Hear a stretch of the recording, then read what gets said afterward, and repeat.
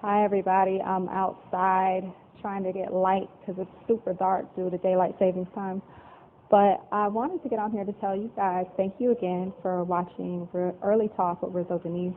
This episode, you might see a little glitch in my halo area, but don't fret. We are still bringing you great material, and you don't want to miss this. Welcome to today's episode of Early Talk with me, your host, Rizzo Denise. Today, we're going to be bringing you great topics that we wanted to share. First, we're going to talk about the American dream. What is your idea of it? Do you have a list of things that you want to do before you die, and have you passed it along to your children? Also, we're going to talk about Timmy Kemp, the judge who gave a Bible to a murderer. Healthy habits that you can do in the morning before you start your day. Top 5 hip-hop albums that we wanted to share with you for this month. Makeup for ages 12, 30, and 50-year-old women. And lastly, American drugs in our community and how it has impacted us in the past 10 years. All on today's episode.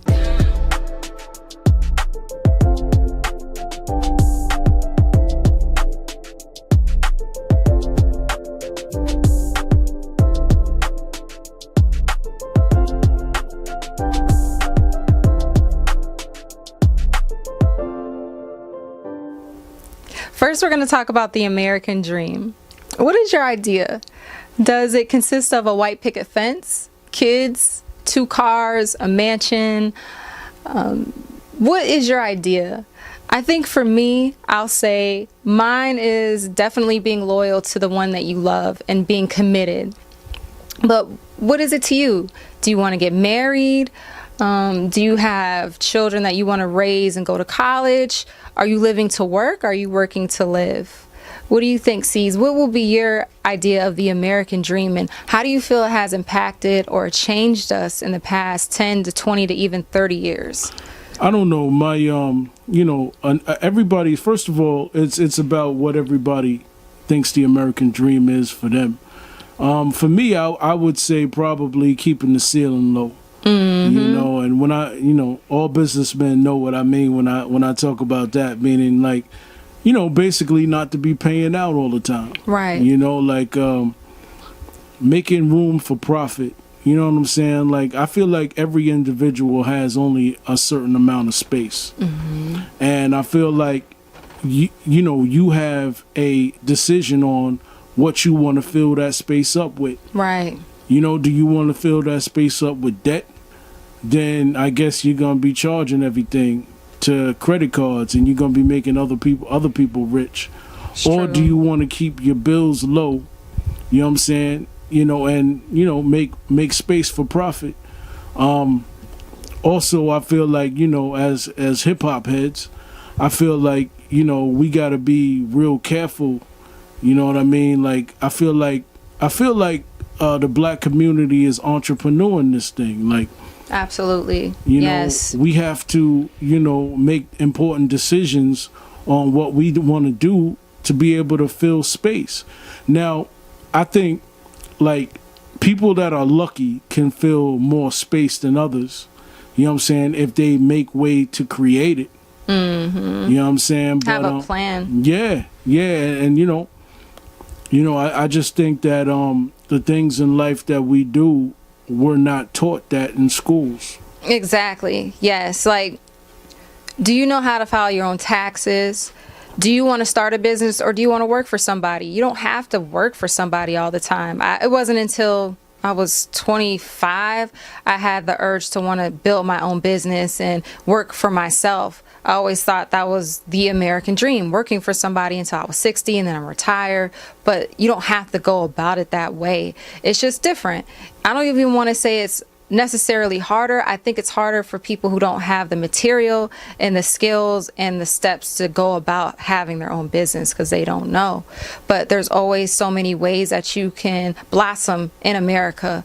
Also, I think these people don't really know what they want. They just kind of go off of instinct. Yeah. And that could be dangerous too, because when you get to the point after you do what your flesh wanted to do, what is there after that? You have to have a plan. And I think before you bring people into your life, Why would you have somebody come in and you don't even know what you want from them?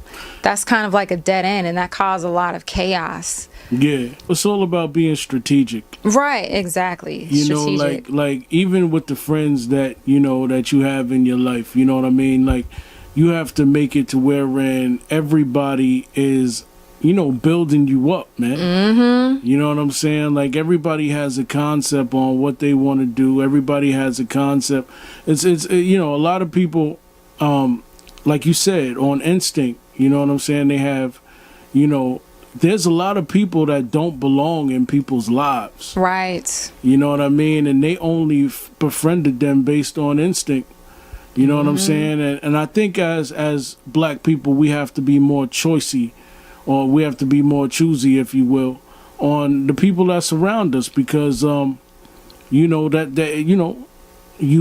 they say? You're only as strong as your weakest link. Exactly.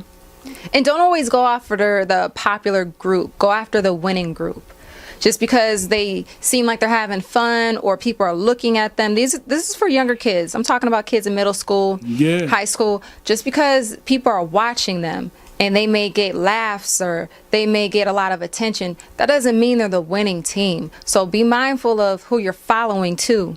Just be careful with that, because as you get older, kids, you're going to have to be careful with who you have around, like C says, because they may not even have it all up there. They may just be the class clown. So as far as your American dream, make sure you have a goal. And if you have anything else to add to that, comment below and let us know. What are steps? Who do you want to marry? What do you look for in a person? Attributes that you think that people should have when it comes to winning in America. What's your thing of the American dream? My idea of the American dream? Your idea of the American dream.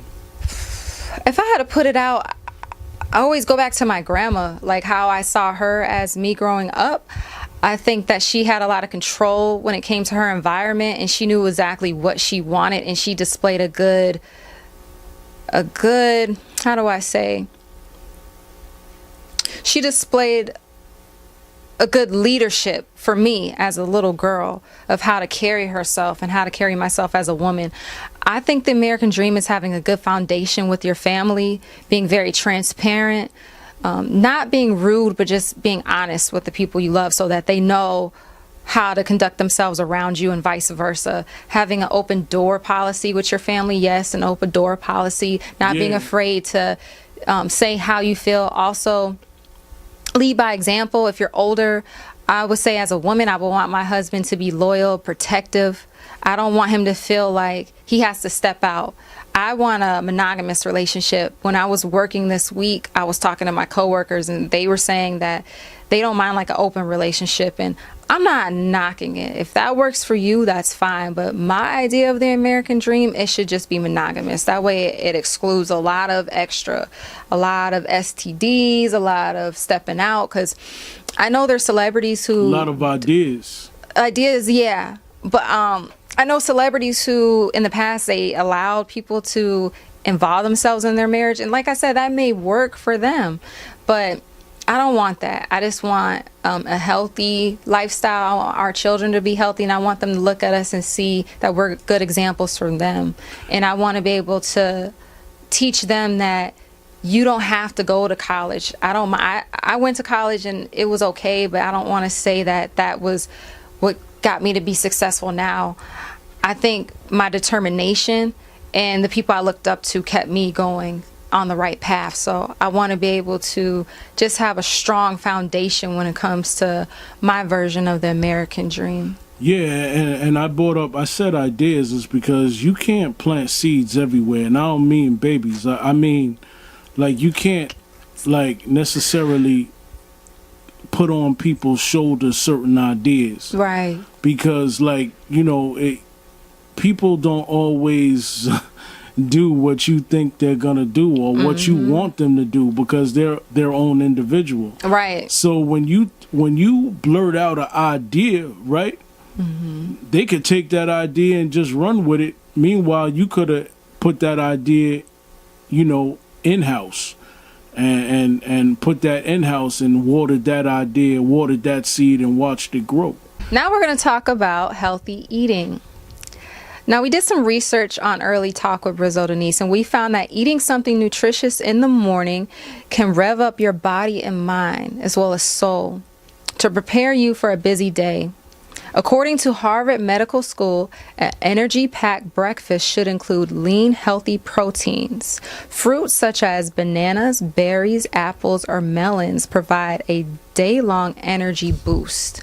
I love mangoes. Mangoes are so good to me. They're so sweet, and if you eat them while they're ripe, they're just so juicy, and I don't know, they just taste good. I like bananas too, and I love apples because apples have a lot of fiber. And I know that it helps you keep your body regulated. You go to the bathroom like you need to. And for me, I don't stay as hungry when I eat apples. And oats, like oatmeal, keeps me lasting at least until lunchtime. To continue, it says, fruits are often high in fiber, like I said, which can help in steady blood sugar levels. Another one is avocados. I can vouch for avocados.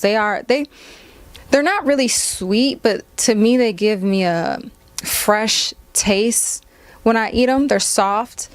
Like I said, it's kind of like a mild taste, but you could add it with a lot of things, and that's what I like. I like to put it in salads. I love to put it on sandwiches with like the purple onions and tomatoes and lettuce on some fresh bread. It's good. Yeah, you just got people open on that. Yeah, I want people to try it. It's good to open the doors to healthy living. So avocados are good. It also says here it's a heart-healthy fat that helps keep our energy level consistent. So that's good too. Avocados is just like a holy grail to me. You can even use it as a face product. You can use it like as a mask and keeps your face fresh and feeling good and moisturized and all of that. Another one is whole grains. Those are a breakfast staple that boost energy with carbohydrates that release over time. So again, like oatmeal is good for you, of course. So those are the top 3 that I would say: your fruits, vegetables, avocados, and oats to try. I would say that's very important. Like, for people that sit down all day, or that maybe that have an office job, or people that look at the computer, I can, for people that look at the computer all day, I understand your pain. So it's like, you stare at the computer all day, and maybe it was to wherein you didn't have like such a great night's sleep for whatever reason. It could be you had a lot on your mind, or it could be that you got to bed late. It could have been that the baby was crying all night, or what have you. And then like you didn't get enough sleep, so you wake up the next morning and you're looking for something that could get you through the 10 o'clock, 10:30 type of vibe. Yes. And from office people, I hear that that's like the terriblest hours during the day to get through to lunchtime. So it's like, I think what you just listed, those type of breakfasts are very, very important. That'll get you through. It'll keep you energetic. Right. You know what I'm saying? Keep your eyes moving. You know what I'm saying? If you got to go back and forth to that copy machine, you know what I mean, or what have you, you're still energetic. You're still focusing on those pieces of paper. Yeah, and you want that too. But you also want to keep your body functioning properly. If you're not eating right, you might not be using the restroom like you should be, or you could be really constipated, gassy. I had to learn the hard way as I got older. I couldn't really take a lot of dairy like I used to when I was a kid. So being older and drinking milk,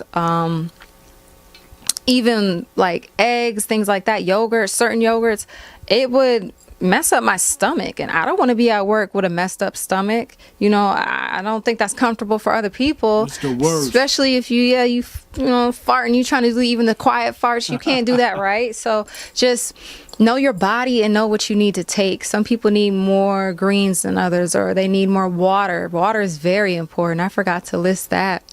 You need water. Hey, but you know what?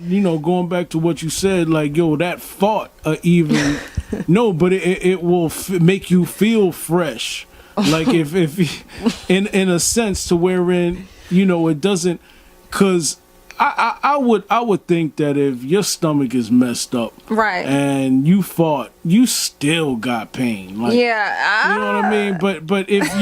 But if you fought and didn't feel kind of freshish because of that breakfast, because you've been taking those practices in, I would think that, you would feel a lot better. You mean like releasing it from your body? There you That's go. What okay. So I'm like, look at him. He's a whole new species, y'all. He's farting fresh farts, good smelling You know what I'm farts. I never saying? knew All that. my farts smell good. Okay. Put it in a bottle and sell it. See, There you it could be go. like the new Febreze. I could sell water to a well. Okay. Yeah. Yes. Well, yeah, but that too, and then the water. Drink as much as you can. That'll keep you hydrated throughout the day, and keep you going to the restroom and flushing out all the toxins that you may have had while you were eating foods that you shouldn't be eating. So definitely, if you could think of other things too, let us know in the bottom. What are your favorite fruits? What keeps you full until lunchtime? What do you like to take before dinner? Do you have a dessert even that you like to take that's healthy? Let us know. And Rizzo, you said that certain type of fruits help people's diabetic situations. Didn't you say something to that effect? I think you mentioned something like for people it helps their sugar balances. Oh, yeah. What was that? Well, I think that was the avocados. They help with that. Yes, but definitely ask your doctor. I know there's fruits out there that do help with your diet, because I know if you have diabetes, you have to stick to a specific diet. Certain diets. Yeah. Even people with like eye problems. When I was an optician at America's Best, I was reading a book and it was talking about certain diets that you need to take if you have cataracts. So even with that, talk to your doctor and see what should you be consuming throughout the day. But right now, just speaking on a term of things you could take before you go to work or start your day, those are good products that will help your energy levels and help your like the balance of, like C said, your blood and things like that. That's what's up, man. And there's probably so many people that's like borderline diabetics. Oh yeah. You know what I Yeah. mean? Like, you probably take a percentage on the people that's diabetic, but how many people is borderline diabetic is crazy. Yeah, and it's kind of scary. So definitely speak with your doctor and talk to them and see, like we were saying, what they recommend for you in particular. Because we're not telling you what you need to take. We're just giving you great ideas that we've tried and we know work. And we want to spread it and show you guys love in that area. But speaking about doctors, we did want to talk about medications. So a topic that we wanted to discuss was the medications that have almost tripled throughout the past 10 years. And why are people on them now? Why has it doubled in the past 10 years? Analysts by the National Centers of Health Statistics have found a 10% increase of drugs being sold and a 20% jump in a number of people using 2 or more prescriptions or medications. I think that's a lot, especially for as many people that are in America. From what's happened, I say from my own observation, a lot of people have been using and even died from opioid use. According to CDC, 70,237 drug overdose deaths have occurred in U.S. in 2017 alone. That's a lot of people. That's very sad that many people died over just one type of medication. That's not overdose on lower tabs or Xanax bars. That's just over opioids. Also, stress and excessive use can be dangerous. Combinations of any medication can cause additional problems according to the FDA. So if your doctor's telling you to stop taking something after 12 pills, or if they're giving you 1 dose, be very mindful of that. You don't know how your body will react if you constantly take something that a specialist is telling you to stop after a certain period of time. We talked about and we wrote down tips that we want to recommend. Number 1 is talk with your doctor. Keep up to date a written list of medications, even herbs, even those you only use on occasion, because you don't know how that could mix with what they give you too. Number 2 is tell them about anything that could affect your ability to take medications, such as difficulty swallowing or remembering to take them. That's very important too. You don't want to miss out on a dose. Number 3 is know your brand and generic name. So that way you can explain to them. I know even with therapists, they'll ask you, what are you taking? Things like that. So don't forget to tell them what you're taking, because they may offer you a medication and that could, again, interfere with what you're taking, and that could be a bad chemical reaction. Number 4 is how to store them properly. Some medications you have to put in the fridge. Some, they say on the back, you want to keep at room temperature. So just make sure you know how to store the medication so it doesn't, go bad as you're taking it. Number 5 is when, how, and how long to use the medication. Kind of back to number 1, just know when to stop taking the medication. You don't want to have a reaction to it. Hey, yo, I think it's, you done with the list? Or you got more? I got more. Okay, go ahead. Number 6 is how and under what condition you should stop using the medication. Number 7, what do you do if you miss a dose? This is very important to me because I know women in particular who have used and will be using birth control. It's very important because you're supposed to take that daily. And if you miss a dose, it can mess up the cycle. So just be mindful, and accidents happen. If you miss a day, it's okay. But you got to talk to your doctor or speak with a specialist on what you need to do to take your medication and get back on track. People who have HIV, that's another one. They have to take medication daily. So if you miss a day, you got to talk to your doctor and ask them, what do I do? Because it's very important. And number 8, whether you need any test or monitoring. And remember to ask your doctor for a written copy of your medication, especially if you've never taken it before. Like if you go to the ER or you're on something and you don't know, like, do I need to take this once a day? Or what do I do after I take it? What do I do during I take it? What are the side effects? All that is important. So make sure you ask them for a copy of it. Sorry, what were you going to say? It's first of all, I just want to say that, I think we should all recognize the fact that all these medications that you just spoke on are medications. They're not necessarily cures. Right. And I think we have to be open-minded about that, because there perhaps may be cures out there outside of the United States of America. Absolutely. There's always more than one option. Like, do your research too. Like, doctors are specialized in their field. I'm not throwing salt on them. I'm not saying not to go to one. I think everybody should have a doctor, but I'm also saying it's your responsibility to know what you're taking. If you're going to take medicine, do your research on what's in it. Don't just rely your life on another person's opinion, because at the end of the day, they're practicing. That's why they call it a practice. Nothing's set in stone.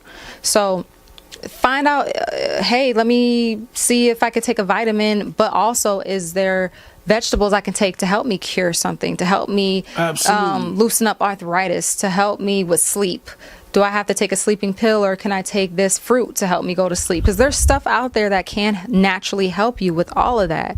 So see what you can do. I've looked online, and there's herbalists all the time talking about different vitamins, different vegetables that you can take to help you with certain things that they claim aren't curable. So definitely look up information. And now, in our day and age, I'll say that internet access is spread throughout the board, so anybody can look up something and see what they can do to help prevent something or help reduce something that they may be going through mentally or even physically when it comes to our bodies. I think it's that statement that you had read off was crazy, because those type of numbers are coming out of just the United States of America. Mm-hmm. And what that means is that we're talking about one country. We are the best country, granted. But what I'm saying is that we're talking about one country on the face of the globe. Mm-hmm. And so I think as people, look at that, they have to be very mindful that there's a lot of things out there that could possibly cure your situation. And, one of the things that I always say is that as black people, we don't like going to the doctor somewhat because the doctor doesn't basically look like us. That's true. And it might shy us away from going to a doctor, but we have it in our own power to choose a doctor. Right. If you have insurance, you can always call the insurance provider and tell them to give you a list of doctors that are in network with your insurance. Then from there, just go online and see what their ratings are, see what people have said about them. And, that'll be a peace of mind that you'll have, because you'll have some type of information on them. It's not like you're just walking into a building and you don't even know this person from scratch. You're just finding out their name that day. So use the tools you have to get more information, more knowledge on the person, what they're going to offer to put in your body, and how it's going to react to you. This is Early Talk with Rizzo Denise, and we'll be right back after these messages. If you would like to be a guest on Early Talk with Rizzo Denise, hit us up.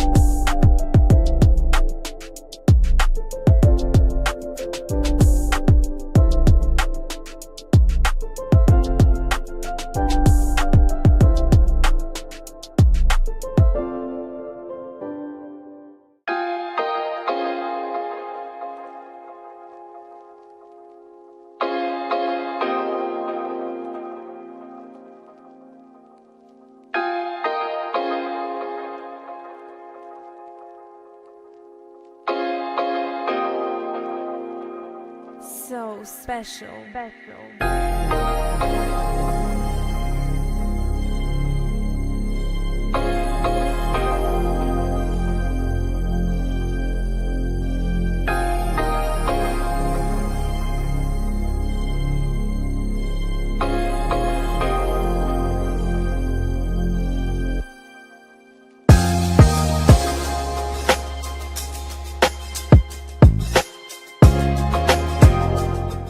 Hey everybody, this is Rizzo Denise. Be sure to go on to Amazon.com and get your copy of Wrath of a Scorn Past. See you there.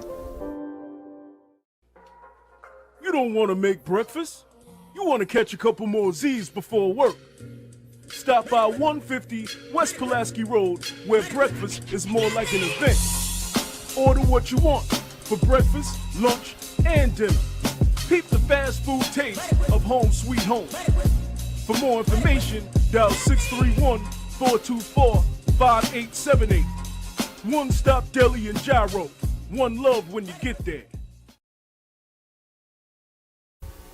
And we're back with Early Talk with Rizzo Denise. Now we're going to talk about makeup. Something a little bit fun that I thought about. This is going to be something that I researched and I wanted to share with you with different age brackets. I looked up ages 12 to 30 to 50. Now, what I'm going to talk about, guys, this is not the blueprint. This is not you must follow. I'm not a cosmetologist. I love makeup. I wear it, and I like to see and explore how others use their makeup. The first video that I looked up on YouTube was a 12-year-old girl, and it was surprising to me, I'm not gonna lie, because honey was putting on primer, concealer, curling her lashes. She was doing more than me. But I thought it was interesting because I know when I was a kid growing up, I didn't really wear that much makeup, and my sister would put it on me. She knew more about it. But I did write down what she did, and I remember, to me, she applied her primer first, and then she did the concealer, and then she did her eyeliner. I would recommend, if you don't have a lot of money, I know a lot of 12-year-olds are just going to school. I feel like there's not enough time to really do all of that every day. If you have a schedule as a student, you have to get dressed, you got to catch the bus, then you got homework. I just would imagine you only have so much time in that slot. So as my recommendation, cute lip gloss. When I was that age, I used to get lip gloss from my mom from the drugstore that had like the glitter in it. You women are lucky at 12 because you don't have wrinkles, so you can play with shimmers and glitters. So you could do a chapstick or a gloss for the lips, And you can do mascara if you know how to apply it. And that's it. Like I said, you're lucky. You don't have to stress about the sagginess of the skin at that age. At 30, just to move on, I looked up a YouTube video of how to apply your makeup with 30. And when you get older, you need more moisturize, more hydration to the skin. So step one, what I recommend is to make sure you're taking care of the skin first, and then no holds bar, you know, do what you like. You don't have to follow trends. I know some people really like that curl at the end with the eyeliner. You don't have to do that. That doesn't really work for everybody. The eyebrows too. A lot of women in their early 20s, they like to draw their eyebrows in. It's pretty, but I think at the age of 30, and I'm closer to that age, I like to be taken more serious. Not that 20-year-olds and 10-year-olds, 12-year-olds don't. It's just that my mindset is more about business. So my makeup's going to be a little bit more natural, unless I'm doing something like an event, a wedding, a birthday party, hanging with the girls, or going to the club. That's different. But I want to be on the entrepreneur type of mindset. Like, I know what I want at that age of 30, so I will want to apply a lot of natural looks. And depending on the season too, you know, you might do like mascara and then change the lipstick up with oranges or pinks. So for my ladies that are 30, like I said, do what you like, but my recommendation is to make sure you take care of that skin first, because as we're getting older, gravity is really kicking our butts. So our skin's going to be coming down to the ground, or beginning to at 30. And then at the age of 50, I was watching YouTube videos again, and I saw that they were saying on there that you want to shy away from the shimmers again, because the fine lines start to appear, your wrinkles, and you don't want to add a lot of glitter because it's going to really make the wrinkles pop out. So you can do a lot of silicone treatments at that time. You can go to, they have them at the drugstores where you can apply that first to kind of minimize the wrinkles. And you know, just do what you like. Like I said, I think a lot of women can also stick with the reds. I think every woman should have a nice red color lipstick, and also not be so heavy on the lipstick. You don't want to do mask when it comes to makeup as you get older.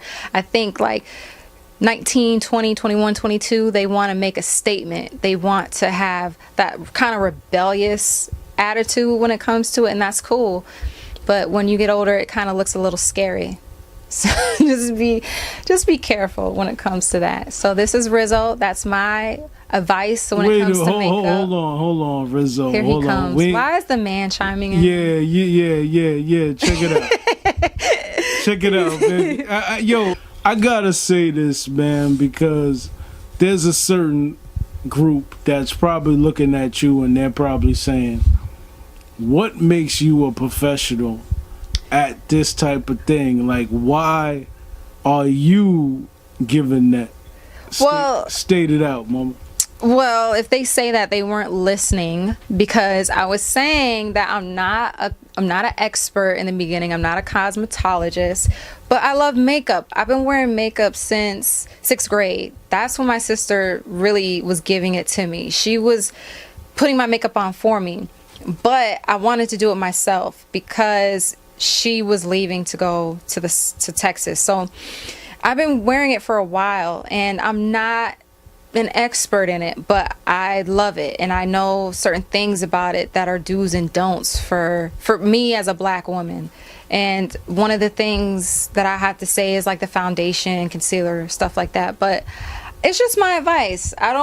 Like I said, you don't have to follow it, but I did do research on the things I spoke about, and I know that certain things just don't work for anybody, especially as you get older. Like your skin changes, things happen, it's beyond our control. So again, you don't have to, you know, do what I recommended, but as somebody who did take that extra time to look up information, just try it and see if I was right. And if not, let me know what you think. You know, tell me what you would want to do in the comments. If there's anything you want to add in the comments, as women with melatonin, especially melatonin. especially what you would recommend. And we'll be back after these messages. If you would like to be a guest on Early Talk with Rizzo Denise, hit us up.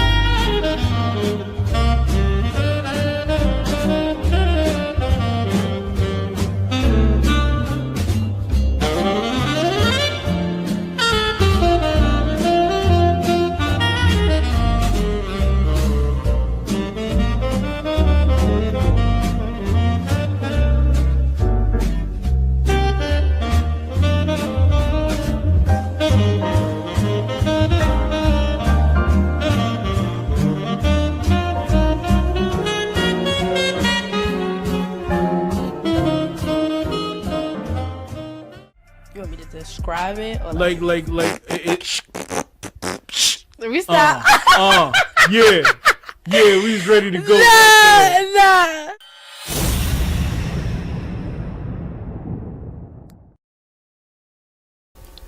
And we're back with Early Talk with Rizzo Denise. Now we're going to talk about something a little bit more serious, a case that we all, I'm sure, saw on the news with the woman. I don't really care to say her name because I don't think it's important to shine light on somebody who murdered someone in their own home. But she did get 10 years for that. And to add insult to injury, Judge Tammy Kemp thought it was really, really necessary to come down from her podium to give her a hug and give her a Bible. So with this topic, it's going to be more so open. I really want everybody's opinion and what they thought about it. I know with me, I'm not stupid. We're in America. There's really no need to get down to racism and why she got off. She's white. Like, it is what it is.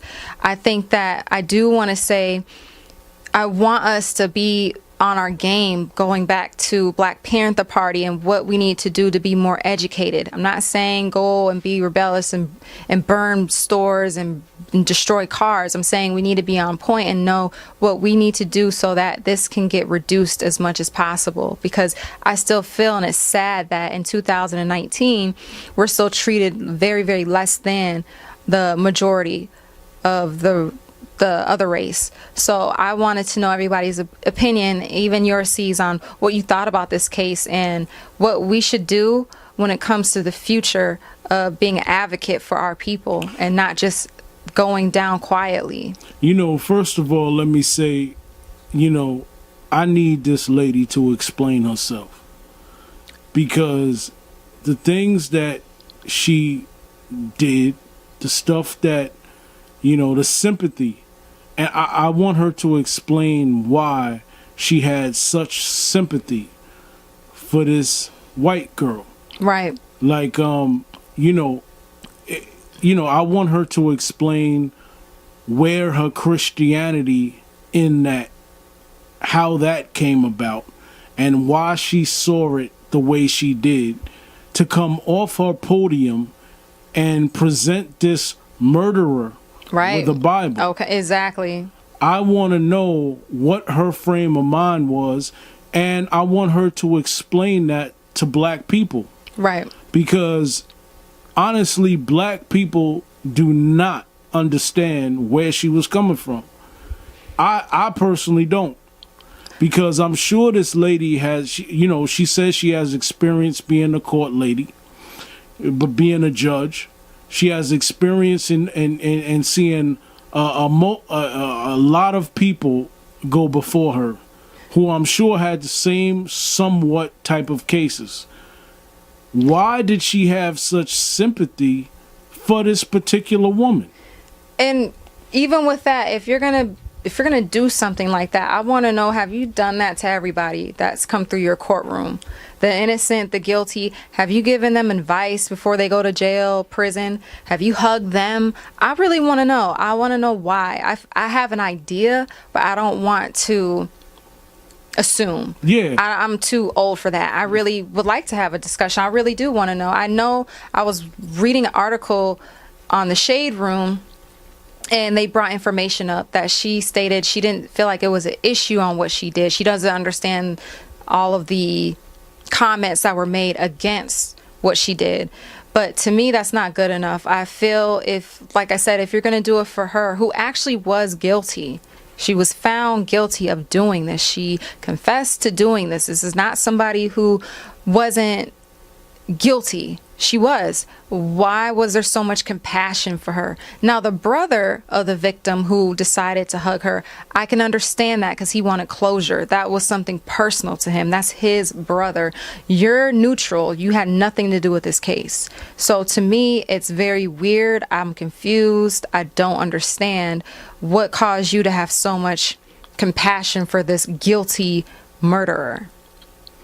And not only that's your perspective, and that's not just your perspective. Right. There's a lot of people that feel the same way.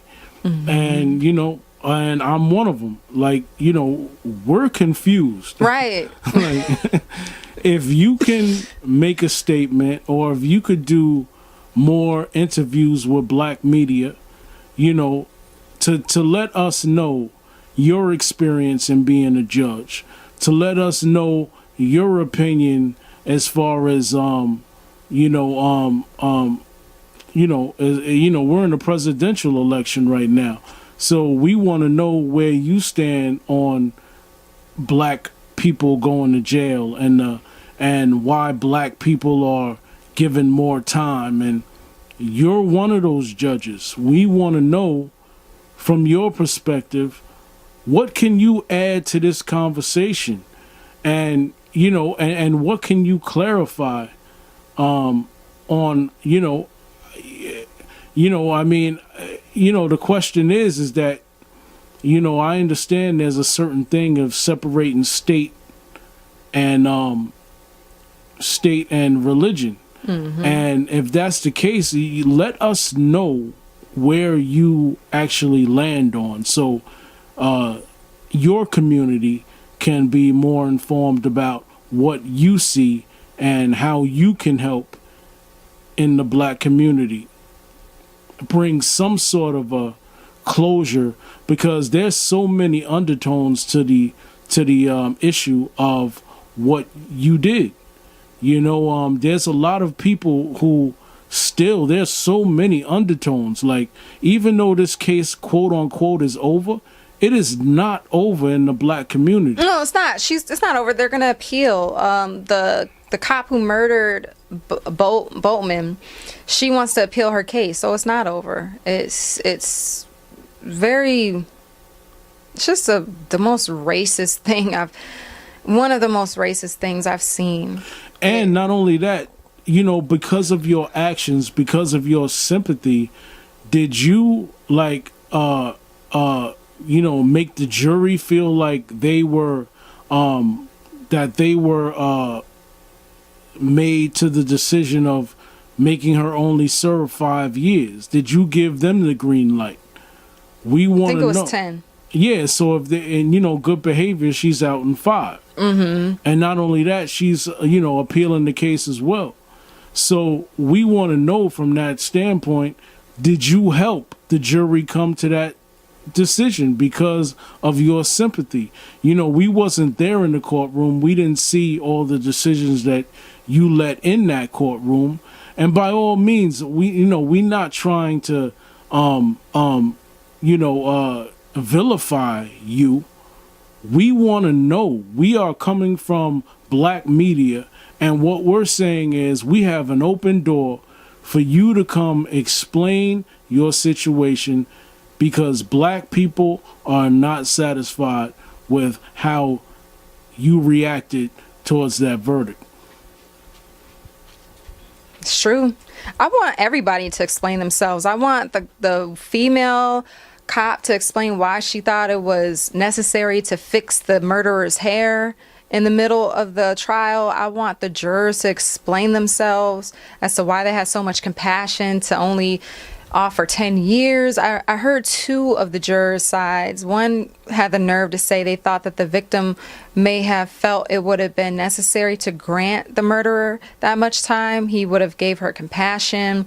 Another black juror, who's a female, thought that that was necessary to grant that much time. I just felt like it was a whole Twilight Zone type of case. I don't know if they're trying to make us an example to say that this is how they feel about us in America, that we'll never be equal to them. That's what I'm getting out of it, but tell us what you think. You ever heard of a saying, when it rains, it pours? Why is it when the rent's due, all of a sudden you got car problems? Well, here's a comfort to your ears. Bring your car down to 136 Railroad Street, Huntington Station, New York. Scott's Automotive. Scott's Automotive, where you get a great service from the best mechanics in town. Need a wheel alignment? Scott's Auto. Need a tune-up? Scott's Auto. Even complications like transmission replacement? Scott's Auto. For more information, dial 631-673-3915. That's 631-673-3915. Scott's Automotive, 136 Railroad Street, Huntington Station, New York. Hey everybody, this is Rizzo Denise. Be sure to go on to Amazon.com and get your copy of Wrath of a Scorn Past. See you there. All right, welcome back to Early Talk with Rizzo Denise. Our last topic is the top 5 albums. I am kind of excited about this topic because I did listen to the 5. And the first one is Gucci Mane's Waptober 2. Waptober 2. I like this one. I thought, to me, when I was listening to it, it brought me back to when I used to like to go to the clubs a lot. I used to always have to have something playing when I did my makeup, to getting in the car, having it blasting through the speakers so we got attention all the way to the club, to the music playing at the club. This gave me that vibe with this album. He stuck to his roots. I thought he did really, really good. One of my favorite songs, I think, is called Move Me. And I like that he gave a shout out to Aaliyah in that track. So yeah. Good job, Gucci Mane. And the second topic, or the second album that we put on this list, is Jim Jones's El Capo. This one's my favorite. This one was the one I chose as my favorite one out of the 5. I really commend him. He did a great job. He made a movie out of this album, in my opinion. I felt like from the scripts to the features that he put, it's just a well-polished album. Like, he didn't rush through this.